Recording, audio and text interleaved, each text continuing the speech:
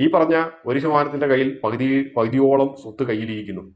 ഒരു നല്ലൊരു ദിവസം നോക്കിയിട്ട് എന്തെങ്കിലും ഒരു കാരണത്താൽ അല്ലെങ്കിൽ ലോകം മുഴുവൻ ഒരു ഒറ്റ ഭരണക്രമത്തിന്റെ താഴെ വന്നു കഴിഞ്ഞാൽ എല്ലാവർക്കും തുല്യമായിട്ട് ഈ ഒരു സമ്പത്ത് വീതിക്കാം എന്നുള്ളൊരു തീരുമാനം ബലമായിട്ടോ അല്ലെങ്കിൽ വോളണ്ടറി ആയിട്ടോ ഒക്കെ നടപ്പിലാക്കിയാൽ ലോകക്രമത്തിന് എന്ത് സംഭവിക്കുമെന്നുള്ളതാണ്. പലപ്പോഴും ഇത് വളരെ സമത്വസുന്ദരമായിട്ടുള്ള ഒരു കാലഘട്ടമായി നമുക്ക് തോന്നാം. പല മതങ്ങളും പല രാഷ്ട്രീയ പ്രസ്ഥാനങ്ങളും ഇങ്ങനെ സമത്വസുന്ദരമായിട്ടുള്ള ഒരു ഭാവി സ്വപ്നം കാണുന്നവരാണ്.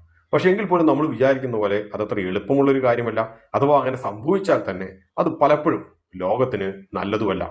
അതെങ്ങനെ ഉണ്ടാകുമെന്ന് വെച്ച് കഴിഞ്ഞാൽ ലോകം മുഴുവൻ കയറ്റിറക്കങ്ങളില്ലാത്ത ഒരേ നിരപ്പിലുള്ള ഭൂമിയായി മാറിയാൽ എങ്ങനെ ഉണ്ടാകും എന്നുള്ളതിന് തത്തുല്യമായിട്ടുള്ള ഒരവസ്ഥയായിരിക്കും അത് സംജാതമാവുക. അപ്പോൾ നമുക്ക് നേരിട്ട് എന്തൊക്കെ പ്രശ്നങ്ങളാണ് പ്രത്യക്ഷത്തിൽ നമുക്ക് കാണാൻ പറ്റുക എന്ന് നോക്കാം.